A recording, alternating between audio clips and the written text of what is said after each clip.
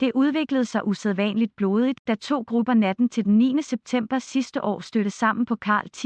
Drejers Vej i Valby. En 27-årig mand blev dræbt, og to andre blev livsfarligt såret af knivstik. De overlevede ifølge anklageskriftet mod en 20-årig mand kun, fordi de fik hurtig lægehjælp på stedet. Fredag er den 20-årige i et nævningeting ved retten på Frederiksberg blevet idømt 16 års fængsel for drab og 2 drabsforsøg. 5 drenge og mænd var tiltalt, da sagen kom for retten. Ifølge anklageskriftet tog en gruppe afsted fra Buskager i Vanløse til boligområdet Akacieparken i Valby for at overfalde en anden gruppe, der holdt til der. 2 17-årige drenge, der var med, var tiltalt for forsøg på grov vold. Ifølge anklageskriftet deltog de i overfaldet, men stak af, da de selv blev angrebet. De blev idømt 4 og 6 måneders fængsel. For en 21-årig mand, der deltog i slagsmålet, førte det til afsløring af en helt anden forbrydelse. Under efterforskningen fandt politiet knap 16 gram kokain, men man fandt også regnskaber, der tydede på, at han sammen med mindst 2 andre, som politiet ikke har fundet frem til, har solgt 12,7 kilo kokain. For derfor medvirken til grov vold blev han idømt 12 års fængsel. Anklagemyndigheden krævede desuden konfiskation af 84.000 kroner, som blev fundet på hans bopæl, samt yderligere godt 11,5 millioner kroner, som man mener er tjent på narkohandlen. Retten afviste dog konfiskation af de mange millioner, som altså heller ikke er fundet. Ifølge retten har han været en mellemhandler og derfor spillet en mindre rolle i narkohandlen, forklarer anklager Anders Larsson. Endelig blev en 23-årig mand fra gruppen i Akacieparken, der var tiltalt for forsøg på grov vold mod angriberne, frifundet. Anders Larsson er godt tilfreds med fredagens dom, også frifindelsen af den 23-årige. Efter det, der blev lagt frem i retten, kan jeg godt forstå, at han blev frifundet, siger anklageren. Alle de dømte valgte at tænke over, om de vil anke dommene til landsretten, og de er fortsat beskyttet af navneforbud. Ritzau.